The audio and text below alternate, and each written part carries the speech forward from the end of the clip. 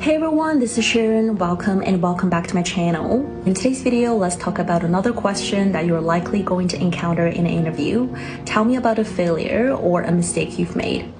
It's totally understandable if you are concerned about this question because we all want to impress the interviewer with our achievements, and how to talk about our past failures without jeopardizing our overall image can be a challenge.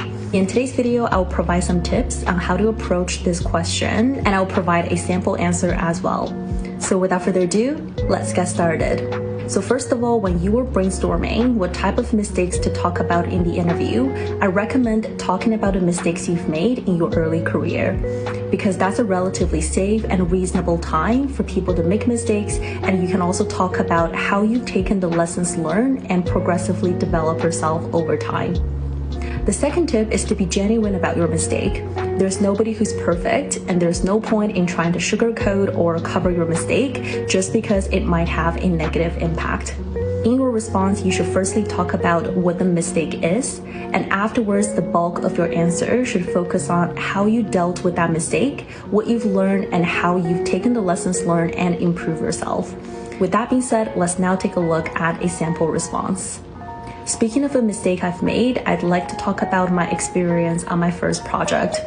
I was responsible for organizing and running the proof of concept testing for a small client group before rolling out the technology in the entire organization. In the testing process, I had to coordinate with over 20 testers to conduct over 25 test cases. One of the testers messaged me individually regarding a failed test case. However, I was dealing with multiple pressing matters at that time and forgot to escalate the issue promptly. So during the actual go live, the test case failed again, and our team had to spend extra time troubleshooting it, while this is something that could have been avoided had I reported the issue earlier. After the issue happened, I reached out to my manager, explained the situation, owned up to my mistake, and apologized for my lack of attention to details. I also coordinated with the technical teams immediately to troubleshoot, resolve the issue, and minimize the impact. This mistake has taught me a great lesson on juggling competing priorities. After that project, I started keeping a daily backlog of work items for myself. No matter how busy I am, as soon as a new task comes in, I will always log it first and make sure I get to it before the end of the day. I treated this mistake as a great learning opportunity, and I've become much better at handling competing priorities.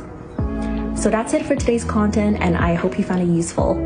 Thanks so much for watching, and I'll see you guys next time. 小红书